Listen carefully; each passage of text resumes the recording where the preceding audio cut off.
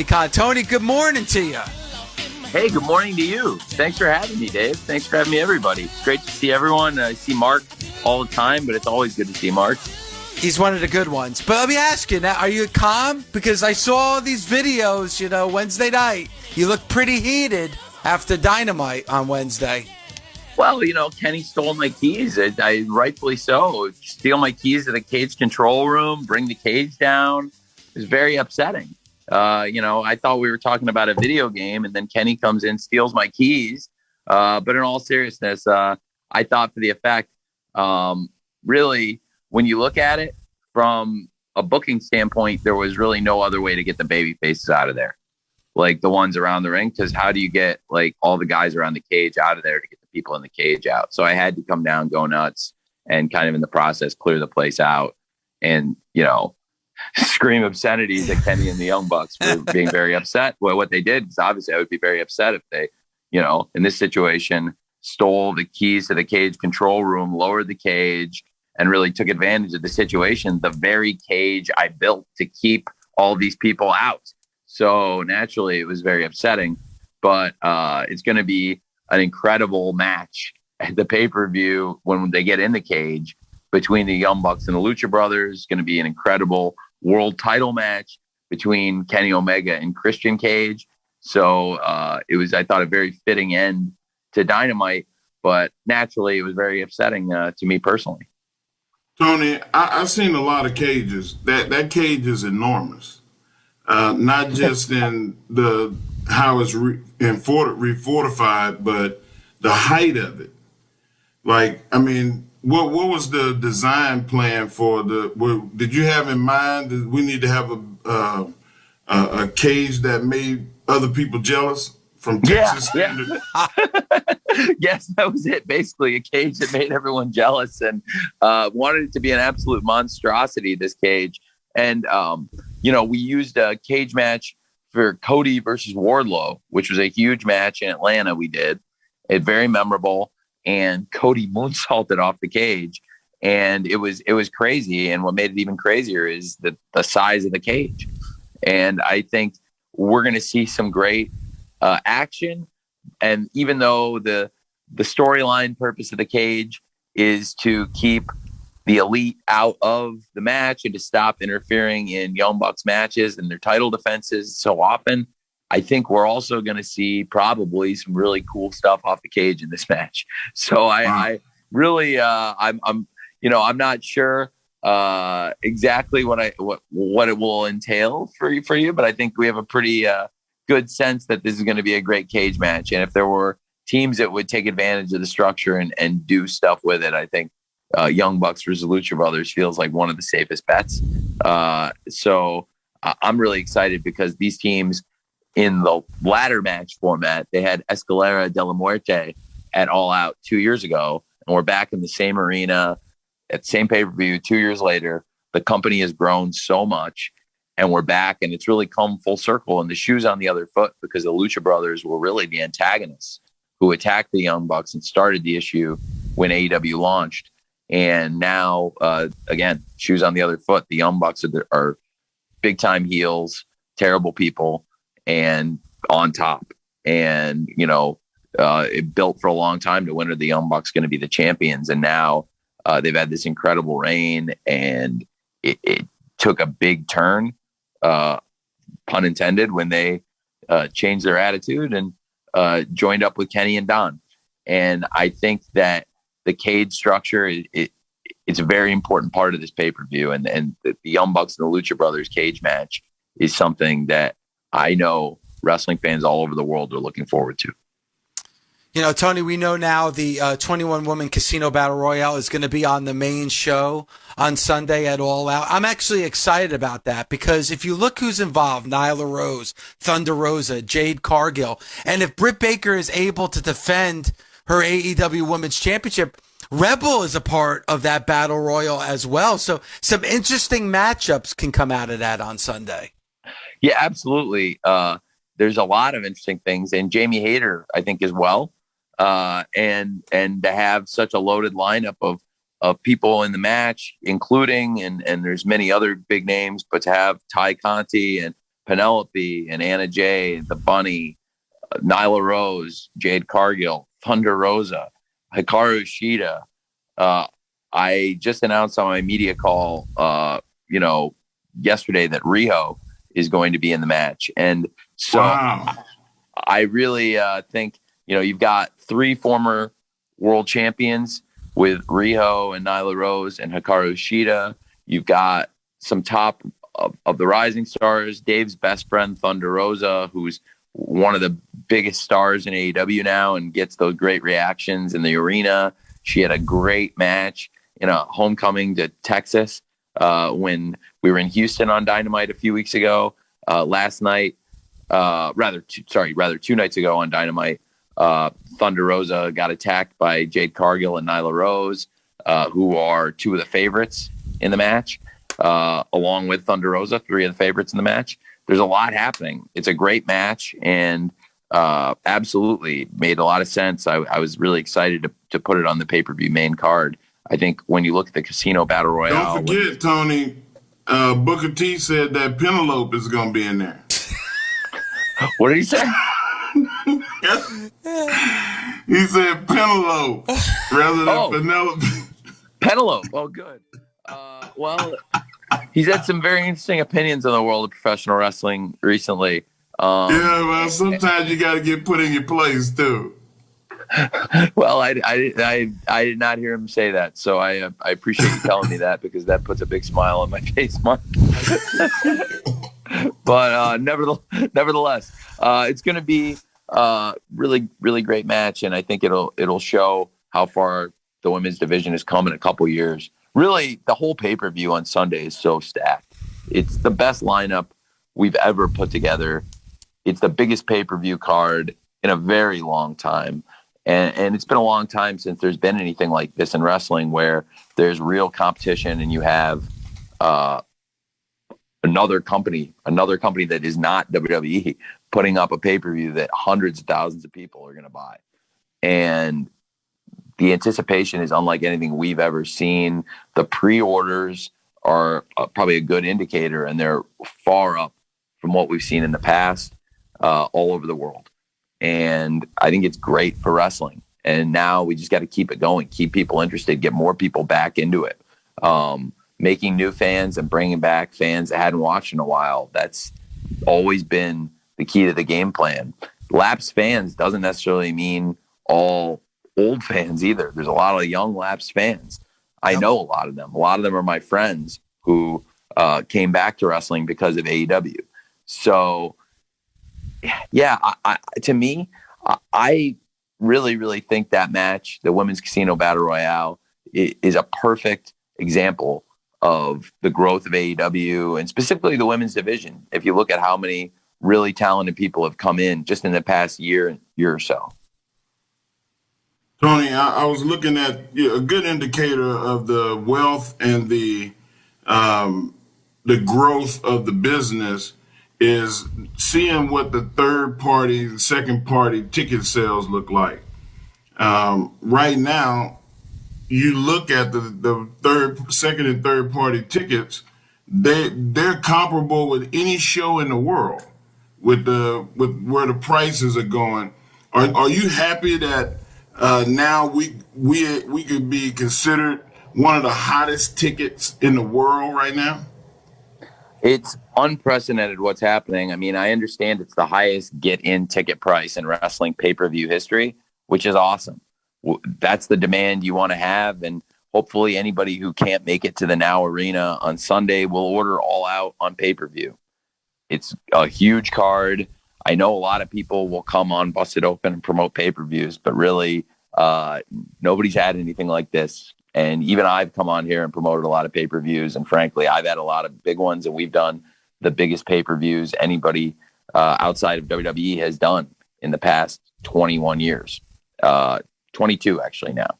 And this is the biggest thing we've ever done. And to be able to sit here with you guys and talk about a pay-per-view where we've got CM Punk making his return to wrestling against Darby Allin on Sunday, and we're just over 48 hours away from it. It's pretty exciting. And tonight on Rampage, we're going to get a special look at that. CM Punk is going to be on commentary tonight. Mark, I think when you are go to interview Darby, I plan to bring CM Punk out, and it should be pretty interesting. You'll get a chance, Mark, to talk to Darby Allin and Daniel Garcia about their match tonight on Rampage, and I think CM Punk's going to have a lot of really interesting things to say when Darby gets out there. And I got some good questions for Dan Garcia. Well, I'm interested to hear what he has to say for himself, because himself, Daniel Garcia and 2.0 have said they want to stop this match from happening. I definitely don't want that. I don't want Daniel Garcia and 2.0 to kill the cash cow and kill the golden goose before it lays the golden eggs. So definitely don't want Garcia and 2.0 to accomplish what they want to do. So it's going to be a really exciting match, I think, on Rampage. Darby Allin versus Daniel Garcia with CM Punk on commentary, and have a really stacked card for AEW Rampage tonight. Part of this new era of AEW, what makes it so exciting is Rampage. We're going into our 4th episode. We just did our 100th episode of Dynamite this week, and it's only the 4th episode of Rampage. And Mark, you're there firsthand. You'd be sitting in the catbird seat. I just think we're having a lot of fun with the show, and you could probably enlighten everybody firsthand. I just to give the amount of action we're giving in an hour, and I think it's a very focused, deliberate, organized hour, and I'm really proud of the shows we've been putting on, and you probably have some good insight on that, Mark. I do. The shows have been really fast paced. The crowd never gets a chance to go down, which is enjoyable from a fan perspective, because even while I'm on commentary, I could hear people screaming, trying to get your attention just to acknowledge them during the breaks. And I mean, I find that to be entertaining. If I get one more sexual chocolate chant, I'm going to get up and dance. But what's going on in the ring, man, is like my breath was taken away, and there were a lot of factors with Jurassic Express in the ring and the Lucha Brothers in the ring. But I've said this before I even signed with AEW. Like, Ray Phoenix takes my breath away when I watch him work, and the crowd really appreciated his effort. And I just hope that we can get those guys out there as much as possible. That show is tailor made for them. You don't have a lot of time, and you got to put the exciting things that people want to see in the ring. You're absolutely right, Mark. I think the Lucha Brothers versus Jungle Boy and Luchasaurus was what Rampage is all about. We've had these exciting matches. I think the second episode, which is the first dance, was a bit of a different format than what we would normally have. But, we knocked it out of the park, I think, with Kenny Omega versus Christian, knocked it out of the park with the first dance, which is one of the most successful things we've ever done. And then really for the third episode, I just really enjoyed what happened with a great match with Lucha Brothers and Jungle Boy and Luchasaurus in the finals of the Eliminator tournament. But to have Giannis out there, thanks to you, Mark, to have the MVP, the Greek Freak, out there, the guy who just won the NBA Finals, it meant a lot to the city of Milwaukee. And I think for the mainstream credibility of AEW, that was just such a cool thing for you to do, Mark, to bring such a huge mainstream star in the world of sports and really just in the world in general to come to the show and not just come to the show, but to be the most passionate, exuberant fan. You couldn't miss him if you tried. No, you couldn't. And Tony, like that's one of the things that I'm going to use my network and people I know and the friends to bring wrestling fans, like real wrestling fans, not people that, they want to come to the show and wave at the crowd and, say, hey, I was there. I want them to be active participants. I want them to really be fans. Those are the only people that I'm going to try to bring to shows. that's a really, really, really cool. It was awesome. And I really, really appreciated it. Like I told you at the time, and just for the public and for everyone to know, I thought it was really, really awesome. And he was so kind. And it was a great moment for AEW, and hopefully help make some new fans and brought some good eyeballs and give some great credibility to the company, but also it was just a fun thing for everyone involved. So and there's more in store for New York. That's awesome. I'm looking forward to that. Nice tease there, Mark.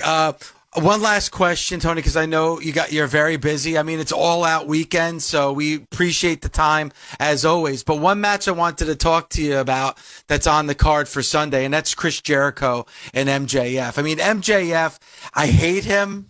But he's so damn good. And Chris Jericho is truly top 10, one of the greatest pro wrestlers of all time. Could we be seeing his last match on Sunday? Well, it's definitely something we have to think about. Chris has had an amazing run in AEW. He's the true AEW original from day one. He's our first ever world champion. I agree with you. He's a top 10 wrestler of all time. He's a real Hall of Fame legend. And I just think if this is it, it would be an amazing way to go out, to have it be it all out on this epic pay-per-view. If this is his final match, it would be on the biggest stage we could have possibly assembled.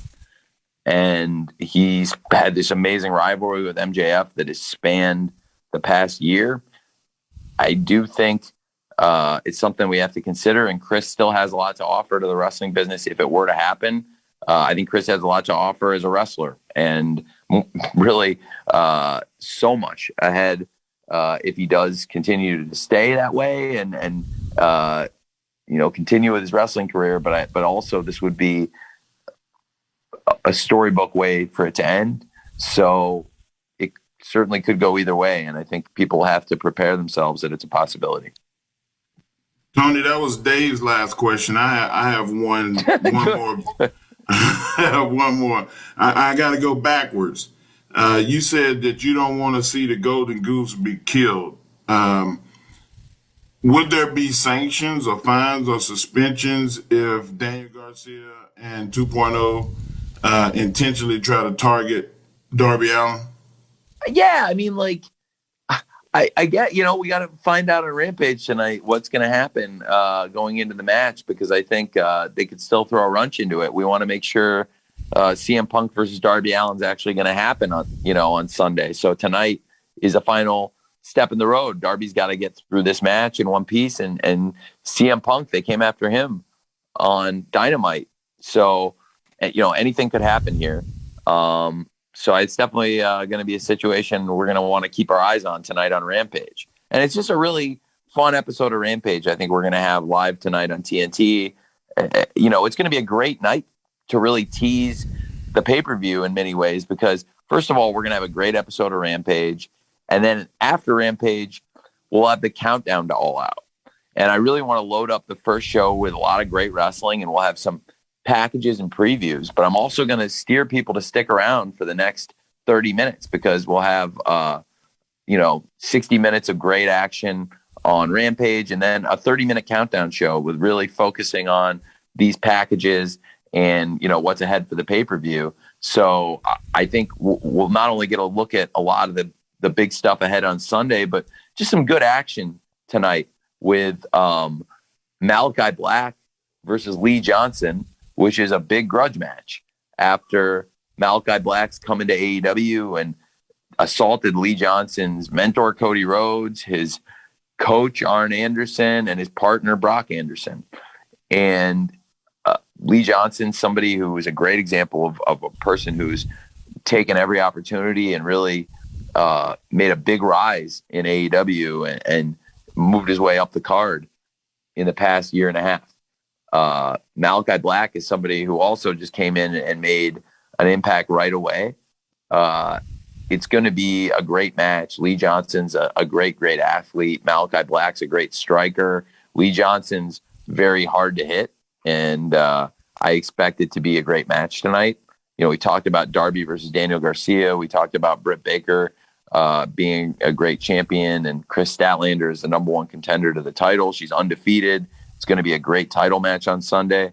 In addition, Chris Statlander has a tough task ahead tonight as she's in a handicap match, which was a stipulation I was forced to concede in a contract negotiation with Britt Baker. She had some leverage on me, and I had to give her something. And in this case, what she really wanted was to soften up Chris Statlander. And unfortunately, I was in no position to hold up against those demands. I had to give in. So I did book a handicap match, Chris Statlander versus Rebel and Jamie Hayter tonight on Rampage. I think it's a great card. And after Rampage and some great wrestling, we're also going to get a really good look at what's ahead at All Out in the Countdown show, and CM Punk returning to commentary. I think it's going to be very exciting. Enjoy Sunday, Tony. Like, again, these are the fruits of your labors as well. Sold out crowd, biggest pay-per-view in the history. You have the world of pro wrestling hot and cool again. So I hope that you take some time on Sunday, as busy as you're going to be, to kind of smell the roses a little bit. It's like when the show is happening, those moments, there's time. There's a time and a place for that, Dave. I try to take a mental picture sometimes of what's happening and enjoy it. But the truth is it's going to be pretty chaotic. Mark knows firsthand. And I just think it's going to be a really, really big day in the wrestling business. It feels like something special. It feels like there's something in the air. That doesn't always happen around a wrestling pay-per-view. But for AEW, we have happened to have really good fortune of having a lot of people buy our pay-per-views, and they've all consistently done really well, and they've all had growth year over year.